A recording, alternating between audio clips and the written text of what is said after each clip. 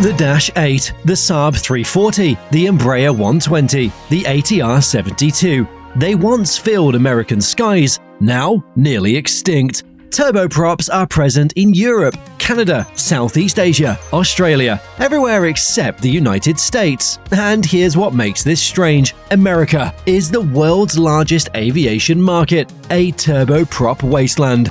In the 1990s, US regionals flew over 1,700 large turboprops. Today, fewer than 50 remain in scheduled passenger service. So, why did an entire aircraft category vanish from the country that needs regional connectivity the most? It's not because they're slow, or dangerous, or old technology. The real answer involves passenger psychology, union contracts most travelers have never heard of, and an aircraft that should have changed everything, but couldn't crack the American market. Let's break down why the United States built an aviation system with no room for turboprops. Turboprops didn't always struggle in the US. After airline degradation in 1978, hundreds of new commuter airlines sprang up. By the late 1990s, US regionals still had turboprops in their fleet, but those numbers slowly dwindled.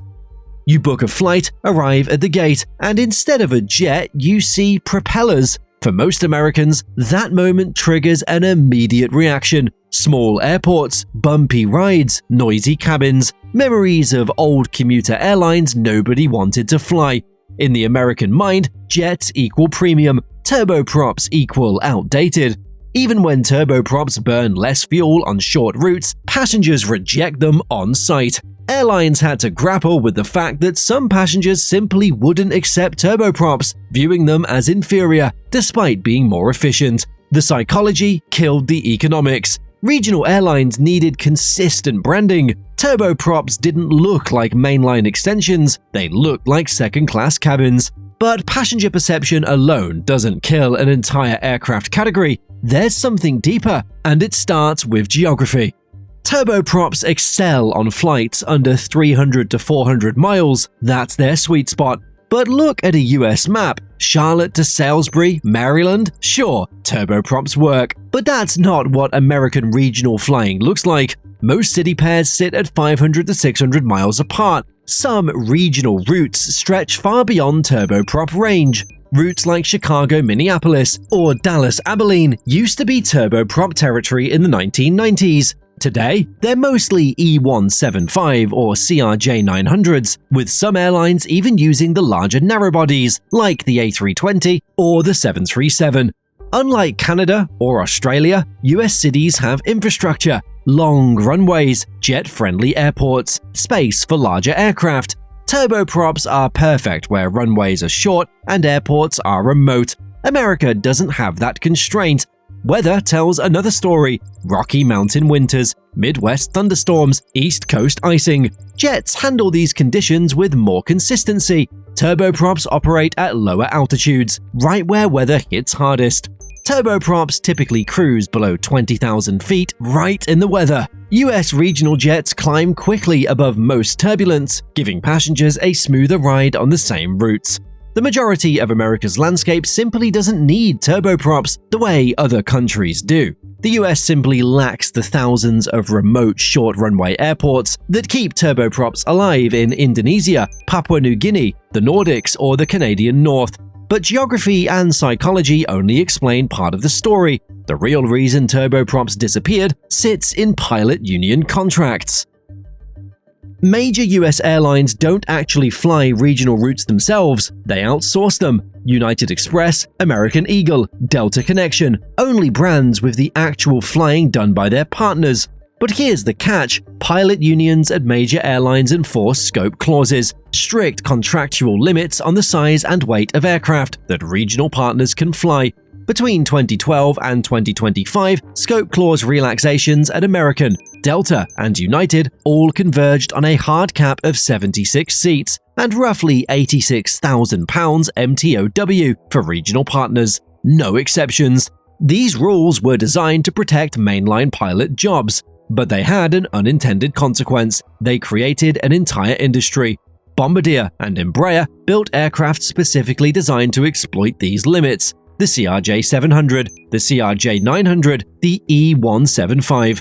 To this day, Embraer still sells the E-175 to US regionals. Why? Because they maxed out the scope clause limits perfectly.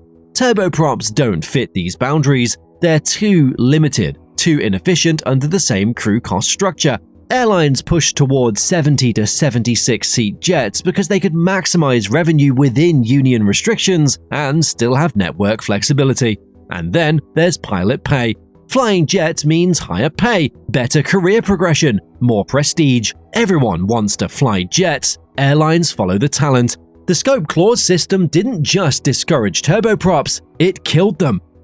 Even the federally subsidized Essential Air Service program, created to serve tiny communities, has almost completely switched from 19-seat turboprops to 50-seat jets over the last 15 years because passengers and pilots prefer them. The Bombardier Q400-8 was different. Cruising at 360 knots, only slightly slower than regional jets, with 74 to 90 seats depending on configuration, the standard being 82 seats. Active noise and vibration suppression made it genuinely quieter and smoother than older regional jets. Bombardier marketed the Q400 as the quietest turboprop ever built, but US passengers still didn't care when they saw propellers. Fuel burn ran lower on short sectors. It had everything going for it on paper. American passengers never believed it. They saw propellers and made up their minds. Marketing failed, brand perception killed it. Despite being quieter and more fuel efficient than competing jets, the Q400 couldn't overcome American psychology. Porter Airlines in Toronto showed passengers the Q400's benefits. Once people tried it, concerns disappeared. But Porter flies its Q400s from Toronto Billy Bishop, not the US market. American Airlines could not replicate that success. The Q400 had other problems too: high landing speeds. The Q400's up to 130-knot landing speed limited it at many smaller fields, ironically weakening one of the turboprop's biggest traditional strengths. Airlines struggled to justify the economics under US cost structures. Then came the operational collapse. Colgan Air, one of the largest US turboprop operators, filed for bankruptcy in 2012 after years of flying Saab 340s and Q400s for Continental Connection and United Express. The airline ceased operations that September, with its final turboprop flight departing Washington Dulles for Albany. Republic Airways briefly took over the Q400 operations, but phased them out by 2016. Horizon Air retired its Q400 fleet in early 2023. American Eagle retired its Saab 340s, ATRs, and Dash 8s in 2018. Silver Airways was the last mainland US carrier still flying scheduled 34 to 50-seat turboprops, but its future is uncertain following its bankruptcy. Today, the only other large turboprops in US commercial passenger service are going to be JSX's premium 30-seat ATR 42600s, which are scheduled to launch in December 2025. The Q400 era ended quietly. Despite being an excellent aircraft globally, it couldn't crack the American market. Bombardier exited the turboprop business entirely in 2019 and sold the Dash 8 program to de Havilland Canada. ATR remains the only active Western turboprop manufacturer, and its US presence is now non-existent. And then something happened that sealed turboprop's fate forever. In the early 2010s, turboprops had one undeniable advantage: lower operating costs. Then that advantage vanished. Regional airlines face massive pilot shortages. Many regionals now advertise first-year total compensation around $70,000 to $100,000, including bonuses. 2 decades ago, under $30,000. They had to raise wages, offer bonuses, even pay for training. The cost of operating smaller aircraft skyrocketed. During the pilot crisis in the 2010s, regionals discovered jets were far easier to staff. New hires wanted turbine time that counted toward ATPL and a faster path to the left seat of a 737 or A320. Meanwhile, modern regional jets became good enough, more fuel efficient, quieter, faster, easier to schedule, similar crew costs. Here's the calculation airlines make. If pilots cost the same regardless of aircraft type, they prefer more seats. The ERJ-145 carries 50 passengers. Modern turboprops like the ATR-72 carry up to 72. But the jet flies 150 knots faster, can serve longer routes, and passengers actually want to fly on it. Jets win every time. Turboprops lost their cost advantage the moment labor became the dominant expense. But the problems didn't stop there. Think about major US hubs: Atlanta, Chicago O'Hare, Dallas Fort Worth, Denver, Los Angeles. These airports need maximum efficiency. Every gate matters. A turboprop carries fewer passengers, but takes the same gate space as a jet. It slows airport flow, creates operational headaches. Noise rules didn't help either. Even quiet turboprops faced community opposition. Political pressure from residents who remembered the loud turboprops of the 1980s. Maintenance infrastructure tilted the scales too. Most US MROs serving regional fleets are now optimized for CRJ and E-jet fleets. Turboprop parts and expertise became scarcer and more expensive. Modern US terminals are designed for jets. Jet bridges, not stairs, not remote stands. The infrastructure itself rejects turboprops. Americans want jets on every flight, even 25-minute hops, even routes that make zero economic sense for jets. Passengers demand them anyway. Airlines cannot sell turboprops at competitive fares because customers reject them outright before checking a single specification. High-profile turboprop accidents in the 1990s and 2000s, Colgan 3407 for example, cemented a lingering safety perception gap, even though modern turboprops are statistically as safe as jets. The perceived differences matter to US consumers: pressurization, smoothness, cabin noise, safety perception. Jets score higher in all categories in passengers' minds, regardless of reality. United, Delta, and American want brand consistency. Their regional partners must look mainline. That means jets. Period. No compromises. So, why aren't turboprops popular in the US? It's not one reason, it's everything working together. Culture prioritizes comfort and jet prestige. Scope clauses incentivize 50 to 76-seat jets. Geography favors jets for longer routes. US hubs aren't turboprop friendly. Pilot shortages make small aircraft uneconomical. The regional airline structure pushes toward jets. Q400 and ATR economics weaken under US cost structures, and marketing failed to showcase turboprop advantages.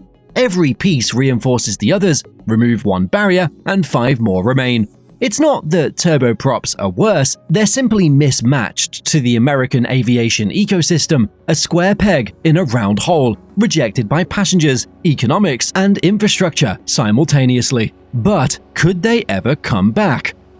Technology could change things, maybe. Hybrid electric propulsion, ultra-quiet propellers, lower fuel burn. These advantages could revive turboprops in 15 to 20 years. ATR claims its turboprops cost 30% less per seat to operate than 50-seat jets. The company is actively pitching US airlines on upgraded cabin configurations, better interiors, quieter cabins, marketing that focuses on efficiency, not nostalgia.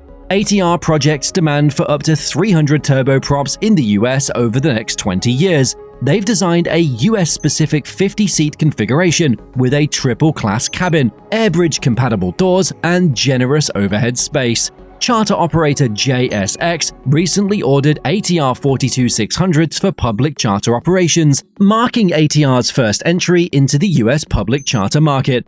Even ATR's impressive 600 series upgrades, LED mood lighting, huge bins, new seats haven't yet moved the needle with US travelers, and globally, turboprops help carriers hit aggressive emission targets. But American majors still prioritize brand image and block time over green credentials.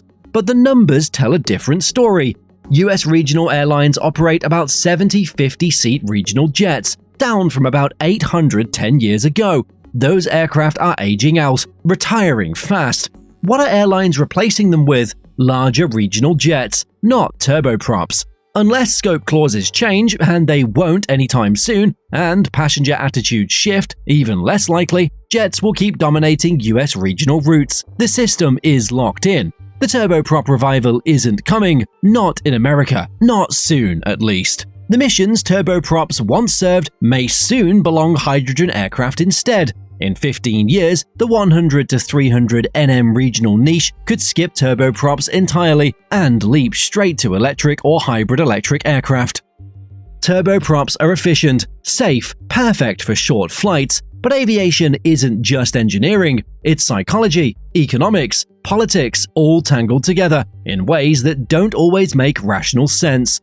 In Canada, WestJet Encore operates 39 Q400s, making it one of the largest operators in North America. Air Canada flies them throughout the country, passengers accept them, airlines profit from them, nobody questions it.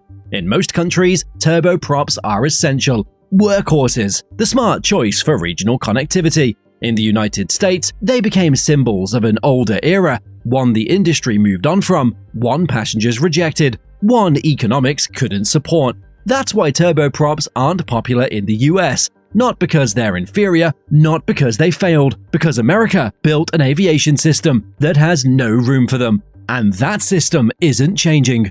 Hey, before you go, the YouTube algorithm thinks you're going to like this video next, so why not check it out?